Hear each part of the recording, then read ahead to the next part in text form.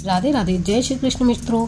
आषाढ़ मास के शुक्ल पक्ष की एकादशी तिथि को देवशयनी एकादशी व्रत किया जाता है। इस बार यह एकादशी 10 जुलाई को मनाई जा रही है। सनातन धर्म में इस एकादशी का काफी महत्व माना जाता है, क्योंकि आज से भगवान विष्णु क्षीर सागर की अनंत शैया पर गहरी निद्रा में चले जाते हैं। इसके बाद कार्तिक मास की एकादशी तिथि तक को भगवान विष्णु योग निद्रा से निकलते हैं। इस दौरान भगवान शिव सृष्टि का संचालन करते हैं। देवशयनी एकादशी व्रत कथा का शास्त्रों में विशेष महत्व है। इस कथा को सुनाने मात्र से व्यक्ति सभी पापों से मुक्त हो जाता है।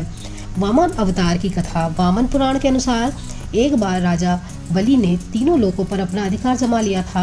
यह देख इंद्र समेत सभी अन्य देवी देवता घबरा गए, भगवान विष्णु की शरण में पहुंचे। देवताओं को परेशान देख भगवान विष्णु ने वामन अवतार धारण किया और राजा बलि से भिक्षा मांगने पहुंचे। राजा बलि ने वामन देवता से कहा, जो मांगना चाहे मांग लीजिए। इस पर वामन देवता ने भिक्षा में 3 पग भूमि मांग ली।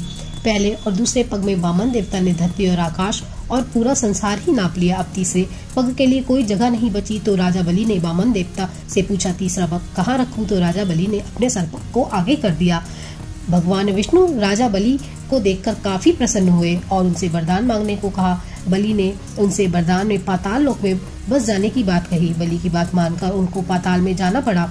ऐसा करने से समस्त देवता और माँ लक्ष्मी परेशान हो गए। अब पति विष्णु जी को वापस लाने के लिए लक्ष्मी गरीब स्त्री का भेष में राजा बलि के पास पहुंची और वहां अपना भाई बनाकर राखी बांधी और उपहार के स्वरूप उन्होंने विष्णु जी को पाताल लोक से वापस ले आने का वरदान ले लिया।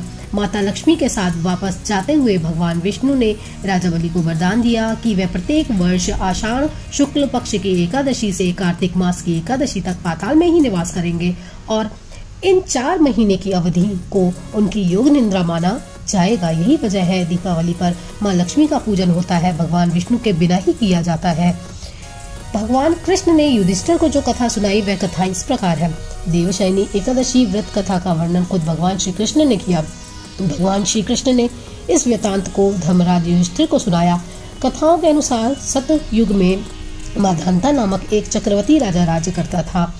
एक बार उनके राज्य में 3 वर्ष तक कोई वर्षा नहीं हुई, जिसकी वजह से भयंकर अकाल पड़ गया, सूखा पड़ गया। अकाल की वजह से चारों ओर त्रासदी का माहौल बन गया। राज्य के लोगों ने धार्मिक भावनाएं खत्म हो गईं। प्रजा ने राजा के पास जाकर अपना दर्द बताया, जिससे राजा भी चिंतित हो गए। राजा मादांता को लगा कि आखिर कौन सा ऐसा पाप हो गया जिसकी सजा हमारे राज्य को ईश्वर दे रहा है। इस संकट से मुक्ति पाने के लिए राजा अपनी सेना के साथ ब्रह्मा जी के पुत्र अंगिरा ऋषि के आश्रम पहुंचा। ऋषिवर ने उनके यहाँ आने का कारण पूछा। तब राजा ने हाथ जोड़कर कहा, हे ऋषिवर, मैंने हमेशा ही पूरी निष्ठा से धर्म का पालन किया है, फिर मेरे राज्य की ऐसी हालत क्यों? कृपया करके मुझे समाधान दे। अंगिरा ऋषि ने कहा कि ये सतयुग है, यहाँ छोटे से पाप का भी बड़ा दंड मिलता है। अंगिरा ऋषि ने राजा को आषाढ़ मास के शुक्ल पक्ष की एकादशी का व्रत करने के लिए कहा।